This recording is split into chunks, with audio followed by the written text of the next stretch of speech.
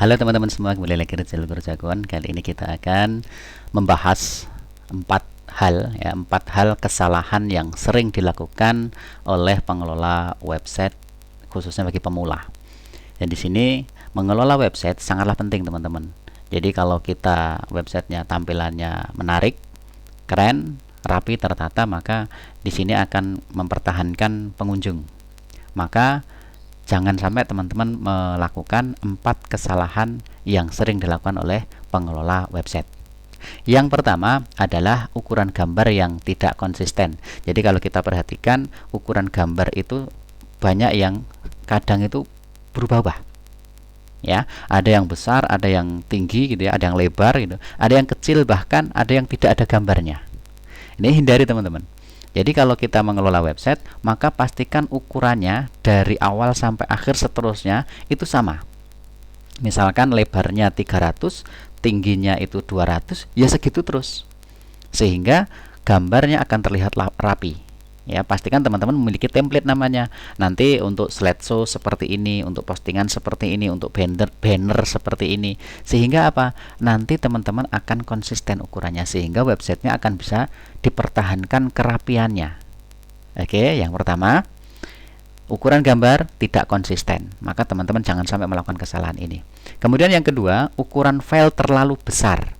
Nah, ini pengaruhnya di mana? Pengaruhnya itu di kinerja website. Ketika diakses lambat. Maka ketika website kita diakses katakanlah sudah lebih dari 3 detik gitu ya, itu sudah males banget. Bisa dibayangin lah teman-teman melihat website, ketika diklik aksesnya itu, prosesnya itu sudah tik tik tik tik ya, udah lama itu ya. Maka dari itu ukuran file atau ukuran file gambar itu pastikan sekecil mungkin tanpa mengurangi kualitas gambar. Nah, bagaimana caranya? Insya Allah nanti di video berikutnya kita bahas. Yang jelas, pastikan untuk ukuran filenya itu maksimal dibuat saja 100 kilobyte, kilobit atau kilobyte ya, kilobyte kalau nggak salah, ya, 100 kilobyte. Kalau misalkan kurang besar, maksimal banget itu 150. Jangan sampai lebih dari itu. Kalau lebih dari itu, kemungkinan besar akan lambat. Ya, kalau yang mengakses website kita, misalkan internetnya kenceng, ya rata-rata internetnya standar gitu ya, 150 itu sudah maksimal. Kalau lebih dari itu, pasti website teman-teman itu akan lemot. Belum lagi dikali sekian banyak yang diakses dalam satu halaman. Nah, itu akan semakin berat lagi. Maka ukuran gambar, ukuran file itu adalah 100 kilobyte, maksimal banget toleransinya 150. Dan ini tidak ada aturannya. Emang ada yang larang? Nggak ada, boleh, cuman ya teman-teman nanti akan tahu sendiri bagaimana website kita akan diakses itu lambat.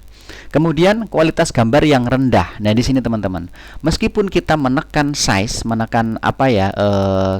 ukuran filenya itu sekecil mungkin, maka kita tetap harus menjaga kualitas gambarnya. Minimal kalau itu gambar orangnya tetap jelas terlihat.